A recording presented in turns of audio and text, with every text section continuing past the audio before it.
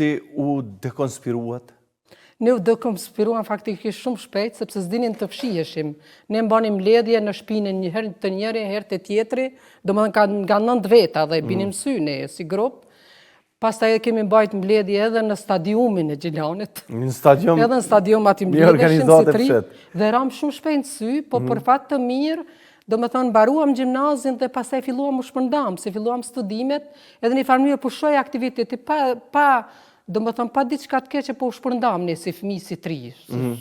Po edhe s'dishim të fshiheshim as të bënim ashtu siç duhej, si kërkonte koha.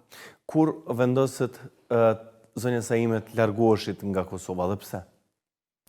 Unë largova në vitin 1981, në tetor të vitit 1981. Do më thënë, 6 vjetë pas krijimit të Shqiponjave të Arta në Gjilan? Po, 6 vjetë pas krijimit të Shqiponjave të Arta, sepse Shqiponja të Arta e pushuan aktivitetin, ndërkaq unë në 1977 në organizova në një celul, përsëri me kushëririn tim, po me tjetrin kushëri, Ismet Isufin, ai më ofroi edhe me Kadrizekën, dhe aty do më thënë formuan celulën e parë në verën e vitit 1977.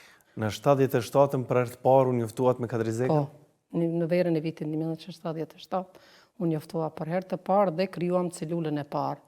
Si ishte momenti takimit parë me Kadrizekën? Kishit dëgjuar më parë për Kadrizekën?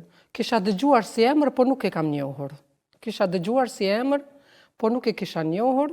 Dhe Ismeti më thot mua që do të takohemi, sepse Ismeti më kishte dhënë libra për të lexuar gjatë verës, unë isha e pasionuar pas librave, lexoja shumë, kështu që e mirë libra të lexoja dhe më thot që kam menduar që do të takohemi dhe është koha për të vepruar pak më ndryshe se siç keni bërë ju kur keni qenë më të ri.